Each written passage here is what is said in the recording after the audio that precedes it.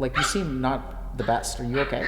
I mean, last year it's almost like it went in the negatives. I actually Yeah. don't even know how I'm alive. Oh, a lot of times I talk to them and they just be like, yeah, so take this, like take this antidepressant. Have you spoken to a medical professional about that? Nope. I What's did the for a reason for while, that? but they just don't get what I do.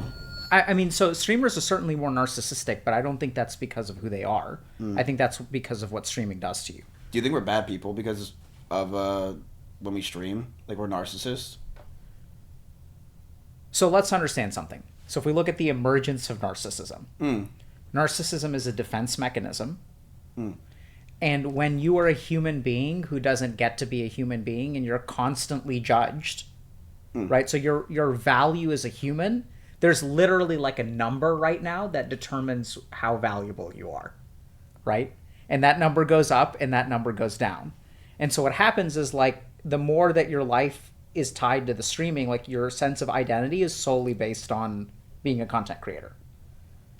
And then as that number goes up or down, like, it sort of creates this like narcissism because you feel like you're a good person or not a good person depending on how well you're doing. But can't that be said in the real world where people have to, their jobs? Maybe it's because it's a little bit more strict. Maybe it's like anyone an entrepreneur, like entrepreneurs, Yeah, so right? so I think the big difference is that if you look at what not to be rude, but No, be as rude as you want. what else do you have in your life? Right? Like, it's a genuine question. I don't. So if we look at, I'm serious, right? So anyone who has one thing, right? And it's not just streamers, but you've got, like, for example, like, I've worked with. So I was working with one, like, Olympic athlete whose mother, the only thing her mom had in her life was, like, my patient's Olympic career.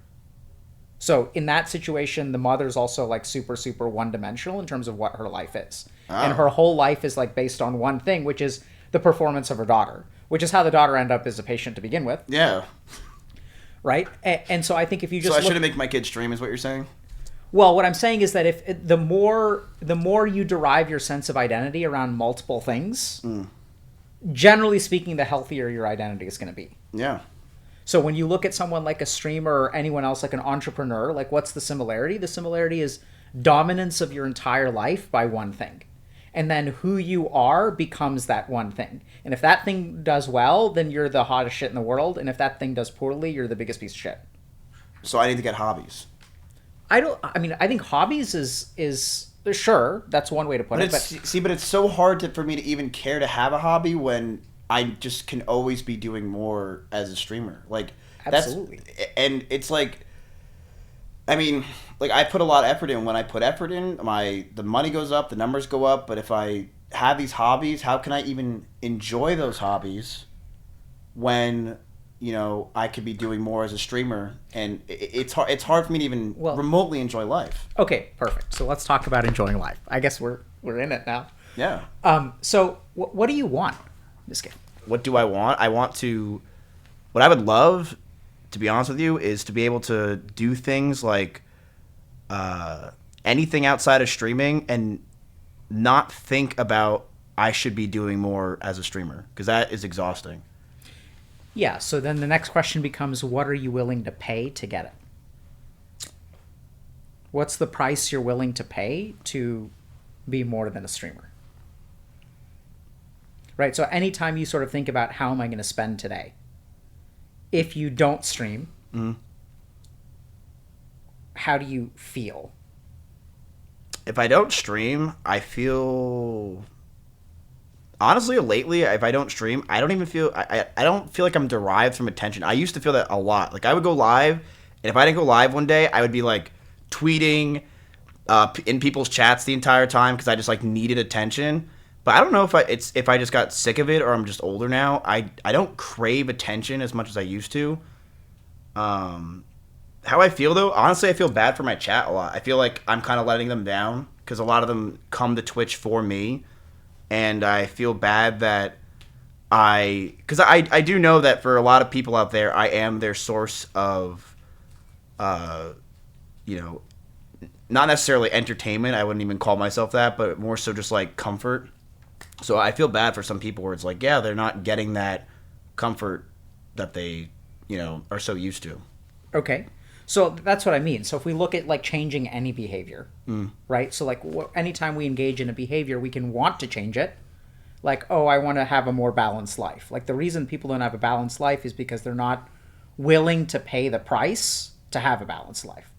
Yeah. So if you look at like, what does it cost you? So in this case, you may feel guilty, it sounds like, if you don't stream. Yeah. And so, and that sort of makes sense because if you're like, hey, if I'm doing something for myself, that's selfish, and then I'm going to feel guilty.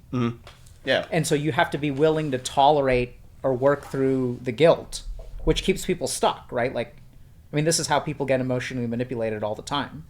Is someone else puts them in a situation where they feel guilty. Do you feel guilty when you don't stream? Oh yeah, absolutely. I mean, like I said, I used to feel way more, I guess, attached to my stream when it comes to that kind of stuff, but I don't as much anymore. And weirdly enough, I feel guilty for some, but I also feel like it's almost better for them that I don't stream as much because maybe they can like get a life. As crazy as it sounds, I'm like, you know what? At this point, maybe it's time for you guys to like just get a fucking life and like. I stream a little bit less, but maybe it's like a ripped Band-Aid where it's like, oh, okay, well, I should probably just start, doing an actual job or something. Is that crazy to think? Because there's a lot of people that come to Twitch for me, and I know that, and I think if I stream less, then maybe they'll make them go like, maybe I should go do something else with my life after watching Miz for 5 years. And I'm not saying like they shouldn't watch me or anything, but it's more so just like... Can I think for a second? Yeah. Am I saying crazy for that? No, I mean, I'm getting the sense that... You're saying I have an ego, but how's an ego? I'm saying that it's a good thing. Yeah, that's what I'm just thinking for a second. Hold on. I was not 100% mentally prepared for this. Oh. Which is fine. I'm just getting in the zone.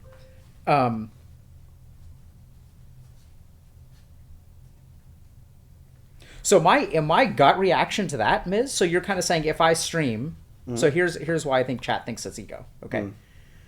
So if you say if I stream less, maybe chat will think they can do something with their lives. But I mean, like, I know you're influential, Mizkif, but I don't think the majority of your chat is held back in life because they watch you. Oh, no. But right? So no, yeah. What I'm actually hearing there is like, I mean, it smells like projection. Where it's like, if you can do something to save chat, then you can kind of save yourself. I mean, I don't know why you're so concerned about chat. Like, why don't, I mean... What do you mean, why am I... Right, so that's what I mean, is like, you're not thinking about your... It's weird, because like, on the one hand, you're thinking about, okay, if I stream less, then it will be good for chat. But what I'm wondering is like, why can't you do something that's good for you? Why do you have to think about what's good for chat? Well, it's more so like a both situation, no? Sure. Right? So that's what makes it easy, is when we convince ourselves that something is good for me and something is good for you. That dodges the guilt, because now you're doing something that's good for you that you want to do, but if you make it good for chat, then you don't have to feel guilty. Dr. K, you're supposed to be on my side with this, not their side. What are you doing? I am on your side. They're laughing. What?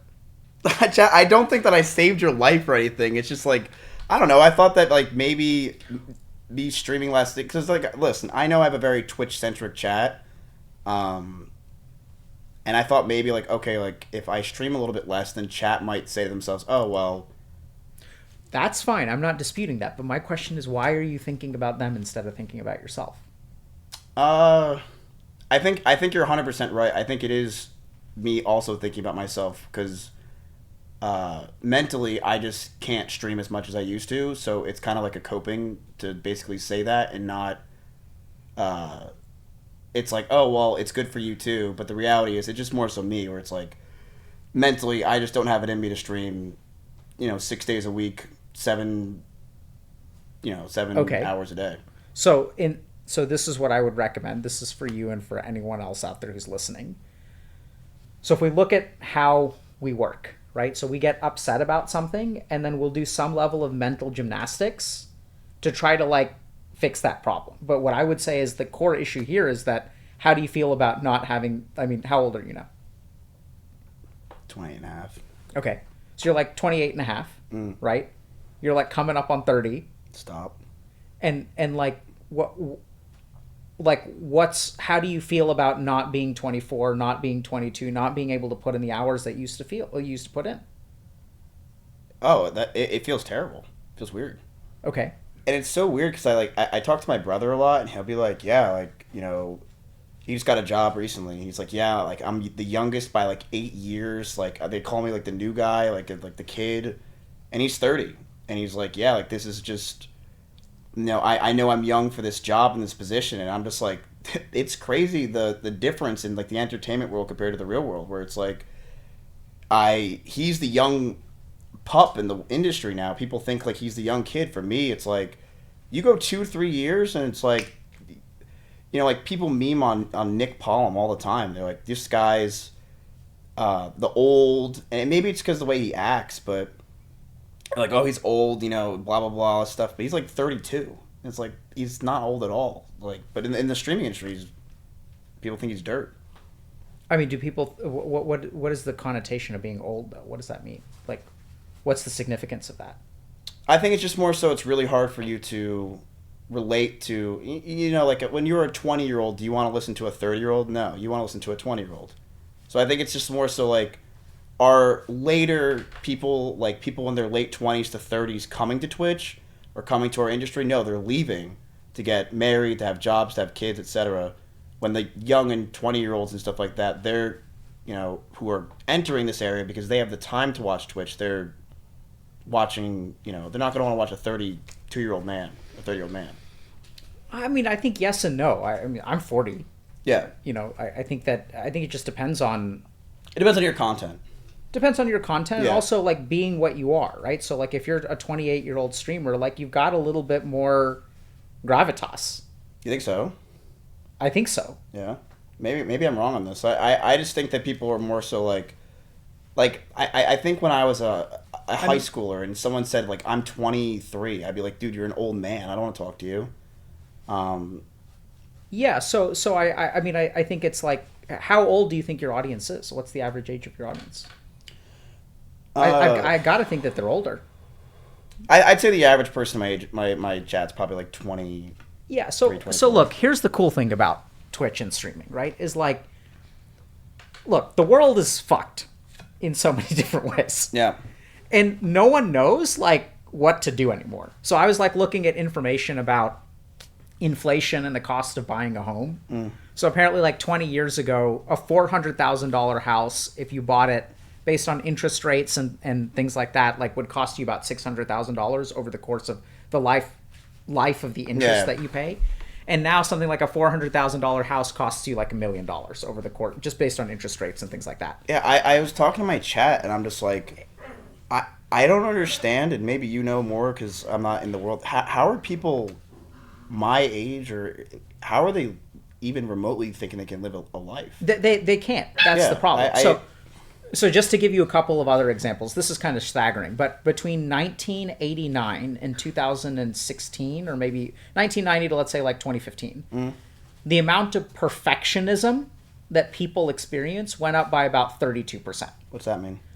So perfectionism is characterized by a desire to do well, but with unreasonable expectations and a lot of self-judgment. And is that from social media? We'll get to that. So then there's 3 subtypes of perfectionism. So perfectionism has gone up by about 30 some odd percent. Okay. So that's like staggering. Like for something in medicine to increase by 30% over the course of 20 to 30 years is unheard of. Yeah. Like cancer, for example, or heart disease or whatever, like nothing is increasing by like 30%. Actually, maybe autism spectrum, but there's some other issues with that. The interesting thing is that if you look at perfectionism, there are 3 types of perfectionism. There's internally saying like, I want to be perfect and I'm holding myself to my internal standard. There is sort of like an external perfectionism where I want to be perfect for someone else. Maybe this is a better way to put it. You can want to be perfect for yourself. You can want to be perfect for someone else. And there's a third type of perfectionism, which is society expects me to be perfect and I cannot be. So this is not a particular person. This is not like I'm doing this to make mommy or daddy happy. Yeah. This is fundamentally believing that what society expects of me, I cannot achieve. And I'm just not good enough. That is the subgroup of perfectionism that has gone up by almost 50%. So what's happening is we have, and this was back in like 2015, okay? So we're talking about like, and things have only gotten worse over the last 10 years. So something is going on where society is expecting us to be something, and more and more people are believing that they cannot achieve it.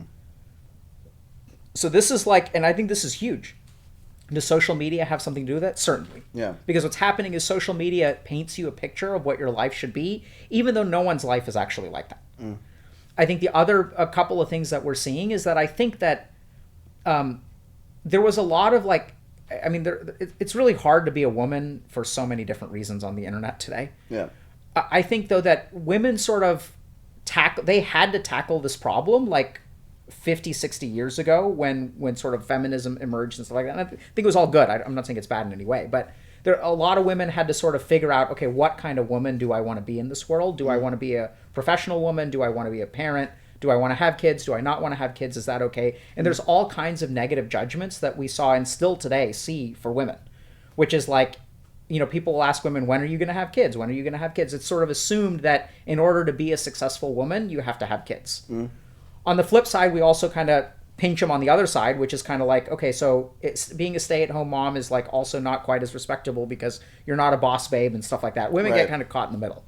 I think the interesting thing is that the same thing is happening to men, but we haven't quite realized it yet. Oh, I totally agree. So what's happening right now with the expectations of men, and this is what's really interesting, if you look at suicide research, and I was trying to figure this out because men commit suicide at a rate that's about 4-1 to women. Really? I didn't know Absolutely. that.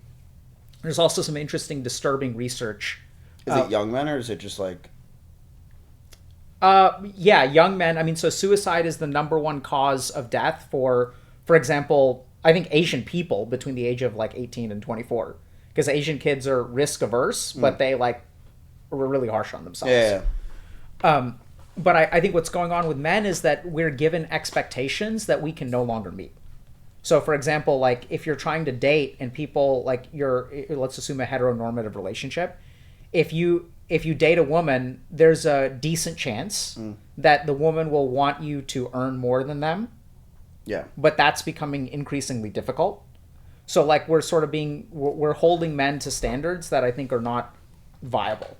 Yeah. And we just haven't. So society has changed, and I think it's changed for the better. I think like equality is a good thing. I think what needs to change with it though is expectations around equality. So I agree with that. Like, you know, if you tell people like, hey, if you're a 17-year-old boy and you say, when they ask you what do you want to be when you grow up, you're not allowed to say stay-at-home dad. Yeah. I don't want a career. I just want to spend time with my kids and like not do anything. And thankfully I have a couple of friends who are stay-at-home dads and they do great. And there's like, you know, there are amazing relationships out there where people do that. But is it even possible? That sounds like such an unrealistic thing with how society is to say, I want to be a stay-at-home dad, and finding a partner that is so financially stable that they can be a stay-at-home dad. Well, I mean, you got to be making like $250,000 like a year as a woman, right? Because aren't kids more expensive more than ever? Getting a home is almost impossible. I mean, getting a home is certainly becoming increasingly impossible, but yeah. I think there are a lot of families who survive off of like $70,000 a year. Yeah, but right? Isn't it like it's just getting, I feel like, increasingly more impossible to do that. It's becoming increasingly impossible. So that's why, 50% of people under the age of 30 are living with their parents. Yeah, it is. You seem like unhappy, like you seem not the best. Are you okay? Like for realsies?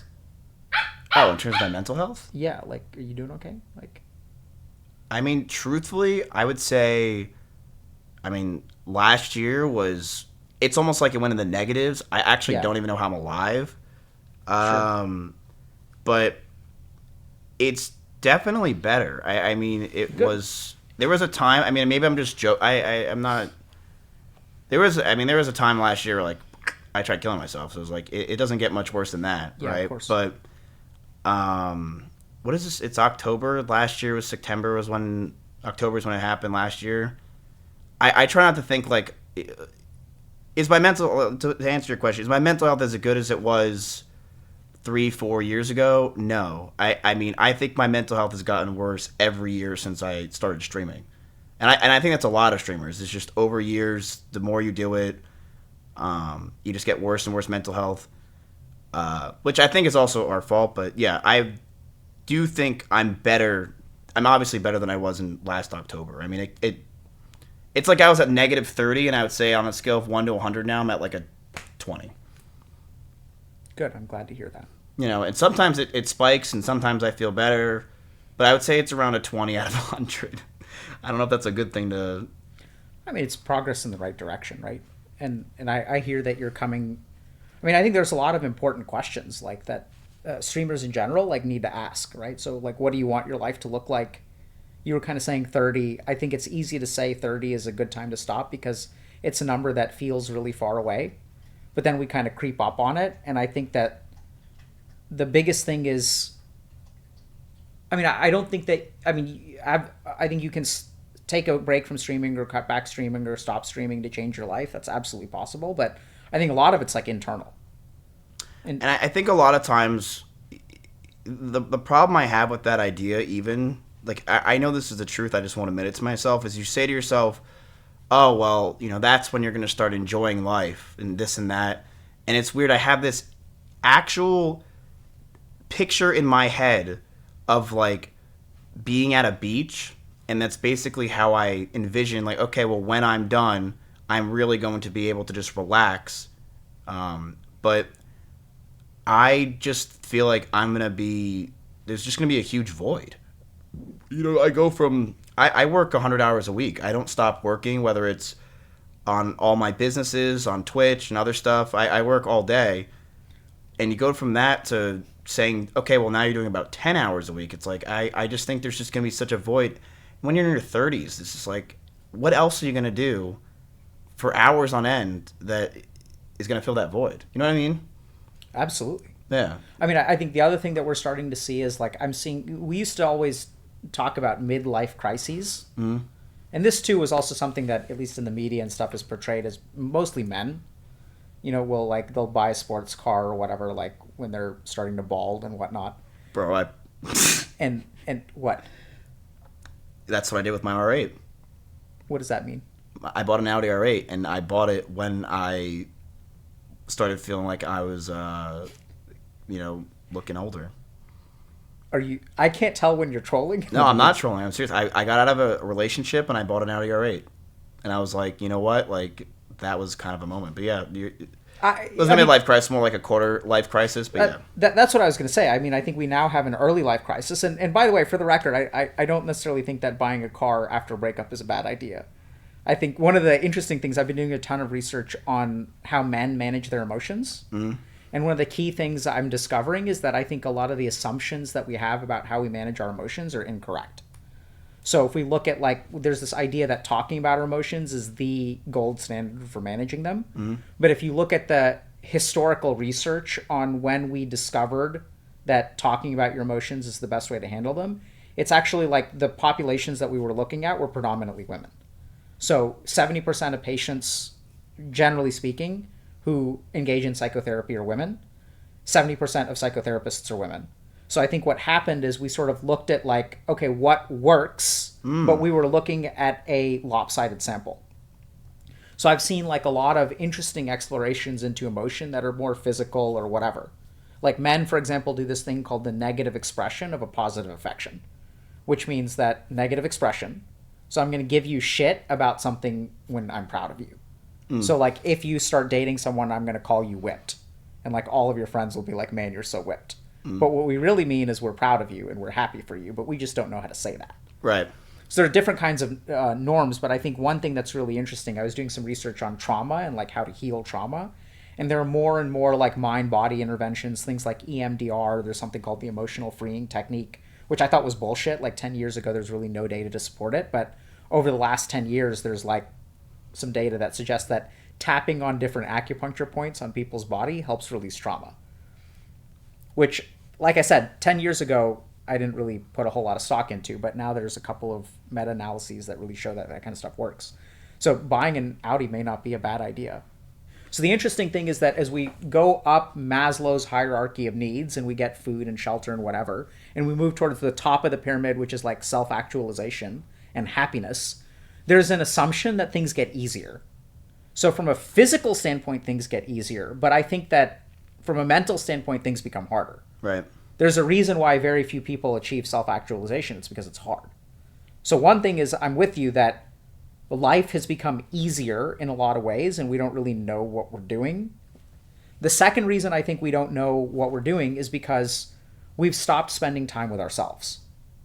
So if you look at where is the attention of my mind, mostly it's outside of me. So I'm looking at this thing, I'm buying this thing, I have this insecurity. I think getting a dog will make me happier. I think getting rid of a dog will make me happier. We look to the external world to fulfill our internal needs. And what used to happen 100 years ago is like we did a lot more rote labor. Like we used to do things like, my grandmother would churn butter. Like it's crazy. Like I saw this gigantic jar where they would churn butter, and I did it for like 5 minutes. I was like, this is fucking tiring, and it's like I don't even have any butter yet. Like it was crazy.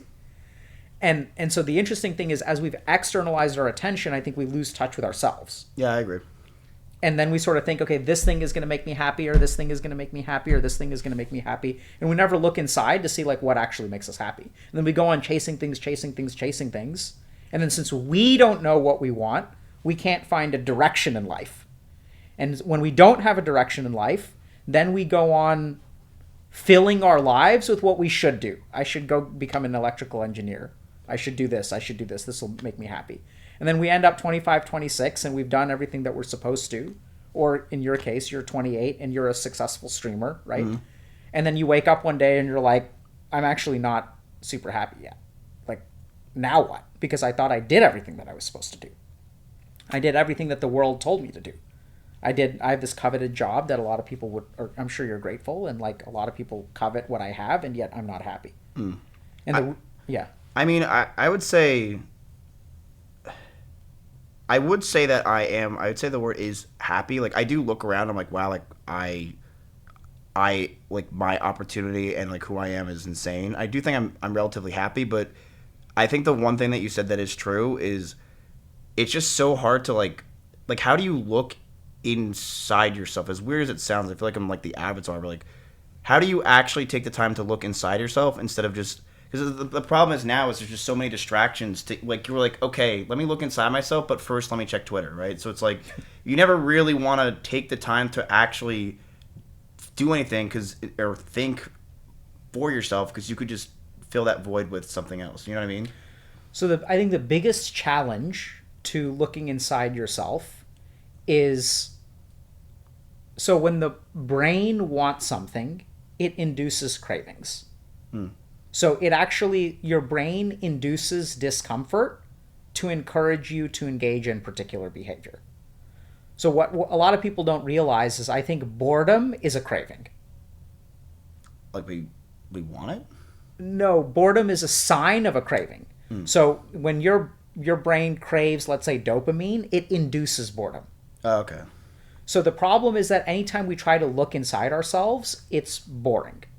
Yeah. So the most important thing that you need to learn how to do if you want to look inside yourself is tolerate boredom, which is really hard to do. I feel like it's so hard to do now. Yes. Because you're just like... Because we're deconditioned. Mm.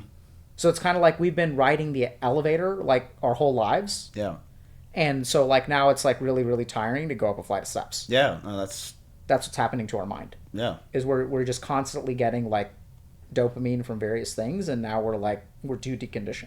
See, what I would love, dude, is to not have as many thoughts. Yeah. That I feel like just kills me. And the problem I have truly is I didn't have a lot. I've always been like, my brain's just a bunch of fireworks, but the trauma from last year has just made my brain, it's almost like when I have nothing to think about, the only thing I think of is something bad is probably happening. Dig in your brain hard enough to figure out what that bad thing is, or you're going to combust. So you need to tell me what level you want to engage with that problem at. We can fix the problem on the level in which it exists, or we can fix the problem at a level beneath that. Wouldn't we want to go as deep as possible? I think so. Right. So I'll give you just a simple example. So if we look at mental illness has different mechanisms. Someone who has schizophrenia has something different going on in their brain to someone who has bipolar disorder. Right. Different from someone who has ADHD. These are all discrete pathologies in the brain. Let's just call it that for now. Okay.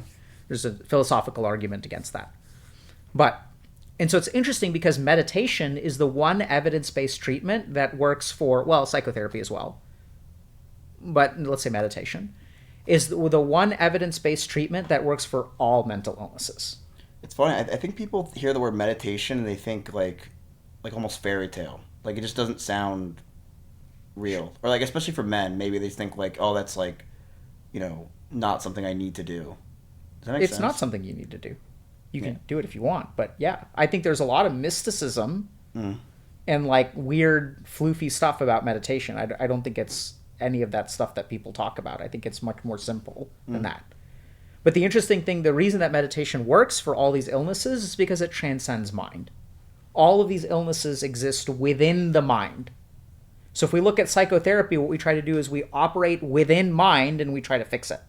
But meditation transcends mind. And I don't mean literally, I don't mean like that in like like the energies of the universe and like transcend your energy. I don't mean that. I don't mean that in a mystical way. What I mean is literally we are stopping the activity of mind.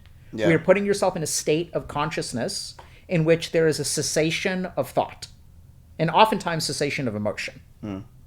So you are existing without thoughts. That would be awesome. That's what we're going to teach you. That's why I used to take Adderall. Yes. It's because it stopped. It would make my brain go to like... Absolutely. So if we look at the mechanism of Adderall, what Adderall does is stimulates, because it speeds up our brain, right? Which is kind of confusing because I have so many thoughts. How am I stimulating my brain and it slows down? We speed up our brakes. Speed up our brakes. We strengthen the brakes in our mind. So we have a gas pedal and we have the brakes. So actually what we're stimulating is the strength of our brakes. Okay, that makes sense. So it slows down our thoughts because then we can put the brakes on all these excess thoughts. But going back to this, so close your eyes. All right, so notice your thoughts. But you are not your thoughts. Your body has changed. You used to be like a foot tall, right? You've also, worked out recently. So you're like getting swole, so your body is changing. You've got this scar. Sounds like you're balding a little bit. Right, so these are all fluctuations within you. You're 28, you used to be 26. You're terrified of that, so be it. We'll get to that eventually. So here's the crazy thing. The one thing about you that has never changed, at your low points when you were at a minus 30, now when you're at 20, and back 5 years ago when you were at 100, the one thing that has never changed is you have experienced all of it. You are that which experiences. You're not the experience itself. You are the thing that experiences everything in your life. Does that make sense? So you don't experience what I experience, and I don't experience what you experience. We can have the same thought. We can have the same desire. We can have all kinds of similar things. We can have the same emotion. But you experience your life and I experience mine. That is the foundation of who you are. So it's like the problem is that what we are is we're like a monitor.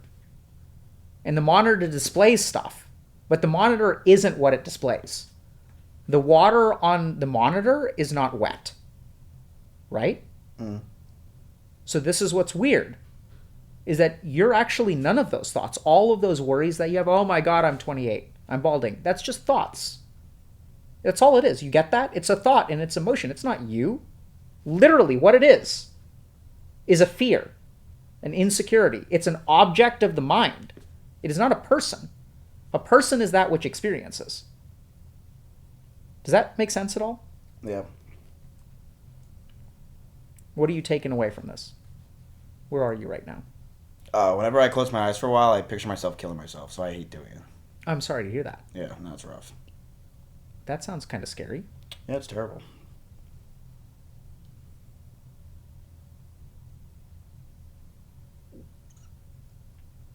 Okay.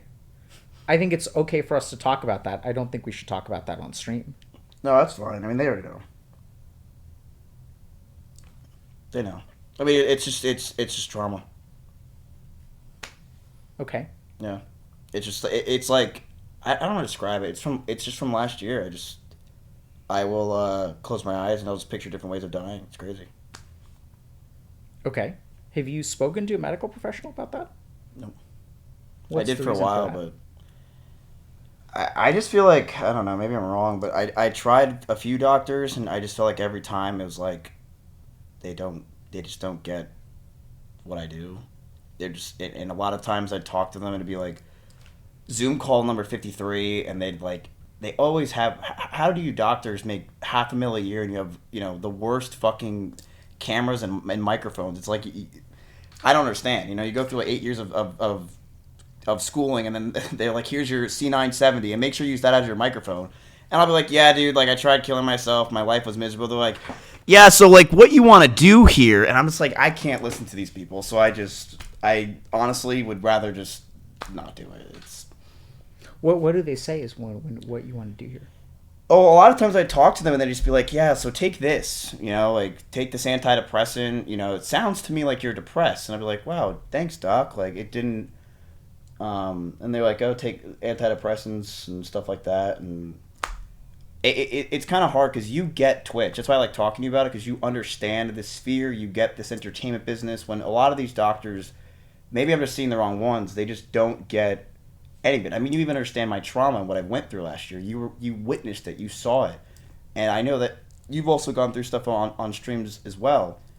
So you get me more. When a lot of these doctors and people will be like, well, what the hell's Twitch? Like, you could, is it like, YouTube? And it's just like, they just don't get it.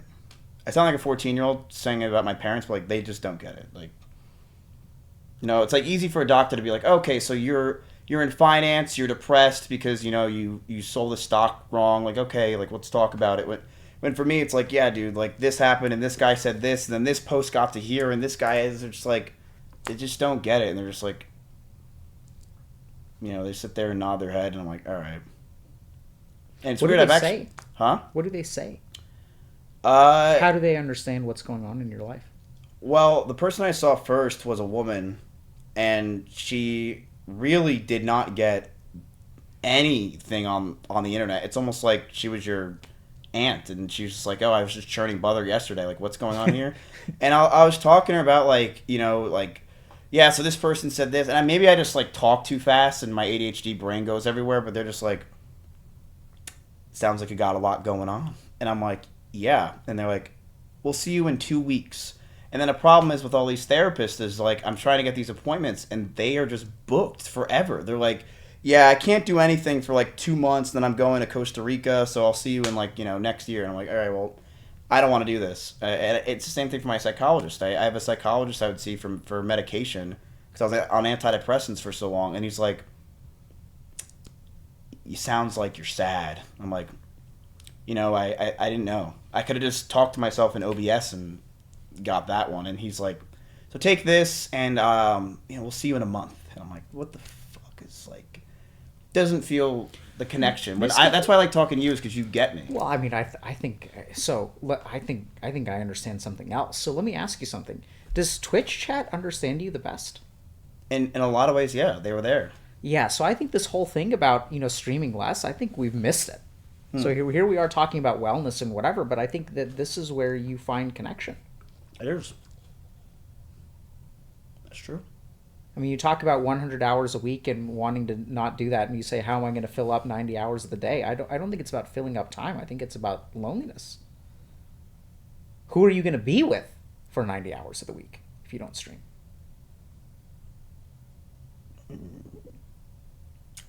Tips out, and I don't want to do that. I don't know what that means. It's my boss. It's OTK. And then I think the other thing is that... But don't you think that's, like, not good long term to rely on a chat? Yes. But, I mean, it's not good long term, but, like, I mean, now I think this reconceptualizes a lot, right? Because What I'm seeing now is, okay, we're talking about, okay, what am I going to do for 100 hours a week? And you're telling me that if you close your eyes for like 30 seconds, you start having suicidal thoughts. And so what I'm wondering is, if you're not streaming 100 hours, how close do you get to whatever that fucking blackness is?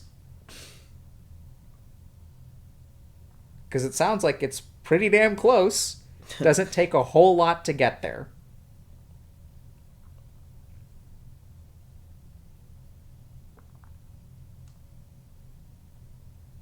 The one fun part about this is my thing that I dislike the most. Are you in a space to listen to what I have to say right now? Oh yeah. Thing that I dislike the most about streaming is that I don't get to hug people. Oh, why? Why? Because we're on the internet and you can't hug someone over the internet. Why? Because it's not. What do you mean? I mean, like, physically, I'm in one location. Oh, okay. And you're in another location. Okay. But what I'm happy about today is that we're gonna hug. I'm gonna give you a hug. In regards to the whole closing your eyes thing, I don't describe it. It's just, it is better. So I don't like to hone on it and be like, oh well, blah blah blah. It's better. Just leave it at that. It's not. I don't think it's getting worse. I think it's getting better, but yeah, it's pretty bad. I mean, I don't know. Yeah, so I think whatever's down there, like, so usually when we're going through some kind of traumatic experience, what our mind does is buries it. So this is something that I'm very careful about recommending meditation when I have a patient with trauma, because what you're doing is tearing down the walls of the mind. And so whatever is lurking down there kind of comes up. So 60% of people have at least one traumatic experience. I don't think we realize how, I mean, now we know, but we were surprised to discover how common it is on the research side. It was really nice not being the 60%, you know that? It was really, it was really a good is. life. Yeah. I too have been hunted, so I kind of know what that's like. That's why I like talking to you. I know you know. Yeah. It's you know, the thing that surprised me the most is how little it mattered everything I had done before that. So there was this kind of idea, I had this very naive idea that, okay, I've spent 7 years studying to become a monk in India. I'm arguably a decent meditator. I'm a medical doctor. I trained at Harvard Medical School, of all places, so I understand trauma. I studied Eastern medicine. I know things about yoga and mind-body practices to lower my cortisol level. Man, did all that shit go out the window. I, helped a lot of OnlyFans models grow their careers, and, it all went out the window. But yeah, I know what you mean. I didn't follow the reference, but I was just making a joke. You're actually a good human being. I'm just a loser. But everything goes out the window, and yeah, they don't care, and they're like, "Yep, that's it. You're done. You're horrible." And literally nothing else I did. I mean, that's why I have a community still, and they stuck by me. Is because they're just like, Miz is not a bad guy, but the world just wants to see you burn because it's fun. And when I was happening to you, I was like, fuck all these people. Like, they have no idea who you are. And it killed me because I was like, this dude literally is everything good for the world of Twitch and the internet and trying to help people, and it's just one fucking video. Anyway, I appreciate the sentiment. I really do. It means a lot to me. But, I think one of the things that we have to learn as content creators is the internet is allowed to have its opinions. Right? And I think a big part of this, and this is something that a lot of streamers need to work on, is like you have to develop like an identity that is independent of like who you are as a streamer. And the problem is when you do this for 100 hours a week, you don't have a chance for that. Yeah. Right? So I'm lucky I'm lucky in so many ways compared to y'all, because I was grown up before I started streaming. So was I. I was 36 when I started streaming. Okay, yeah, maybe you're a little one right up. I was married. I had 2 kids, and I had a career. So I had a job at Vanguard. Yeah. No. Cool. No, not to say I'm not trying to flex on you. Or no, but you're. I mean, yeah. I just mean that, like, so I went through my trials and tribulations when I was in my 20s, much like you, and then like I kind of got centered, and I was able to heal outside of the internet, which the internet makes it hard. Like, and not just for streamers. I think even people who are like viewers are hard. It's hard because, you know, like if you're trying to date, for example, like holy shit, it's so toxic. Whether you're a dude, whether you're a woman, like it doesn't matter. It's fucking toxic, right, left, and center. Everyone just gets a different kind of toxicity, and then we get into this situation. Why is dating toxic? So one study suggests that 50%... Okay, so why is dating toxic? What a question. So let's start with this. So we're going to compare... I think the experiences... There are some experiences that are shared, and some experiences that I think are inherently gendered. I personally think it is not the right move to assume that people of all genders have shared experiences in life. I think it's like some of it's common, some of it's human, and some of it's like male, some of it's female, some of it's non-binary, whatever. Yep. So let's start with women. So first problem is that men are getting better at deception. So we literally have, starting about 20 years ago, 25 years ago, we had pickup artists. So what happened is they sort of discovered like what works and what doesn't work in terms of getting laid. But the moment they started doing that, they started removing a human being from the other side of the equation. Mm-hmm. It became about using all these like psychological techniques, which I think basically work on people who are traumatized, and then in order to get laid. So what happened is people started learning, like in a sense, it makes sense because we sort of approached courtship, which used to have a set of rules. And then we sort of figured out a new set of rules, but a big part of that set of rules was deception. Yeah, we metagamed now, right? And so then if you sort of think about it, like the better that I get at deceiving, the more wary the opposite person has to become. Yeah. So what women, the overwhelming experience of so many women that I've talked to is I can't trust men. And people get upset. We'll talk about the male response about that. But why can't they trust men? Because men have become increasingly proficient at being deceptive. It's not all men. But there is a group of men out there who have become really good at being deceptive. So then what happens is you can't trust men. So then there's all kinds of other things. So then oftentimes, we'll get to this in a second, there are a lot of men who have a lot of resentment, which then gets put onto women. And so when you get displaced resentment, so if there's a dude who's like an incel, let's say, and you're 24 years old and you're really frustrated because you've been hurt by women in the past, and then you bring all of that resentment to an individual interaction, it then makes it really hard. Do you... that makes sense. That makes perfect sense why women would not trust men. But let me ask you a question. Do you think this new generation of men is like... Because I feel like for a while, the pendulum was swinging towards like, you know, women, like everything's good, like... be who you want to be, live life, like, ooh, that's a nice person, you're a man, that's fine. But the pendulum, I feel like ever since like the Andrew Tate era has just become like I see kids and they do like Andrew Tate and they do like his style. Like, do you think like that era or those people have kind of just like actually tainted a generation of kids? So, you know, a lot of people will criticize people like Andrew Tate, and they'll even criticize people like Jordan Peterson. And I think the main thing that you've got to understand is like you can criticize Andrew Tate all you want, but I hear very, very few people asking the question. Everyone's like, this is terrible. How do we get rid of them? How do we change his behavior? I hear almost no one ask the question, why is he so big in the first place? No one asks that question.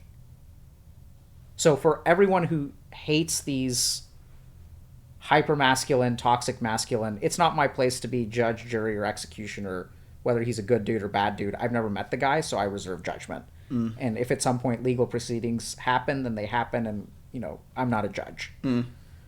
But I think what we need to understand is that there is one group of people out there right now who validate men's experiences, and that is the toxic masculinity crowd.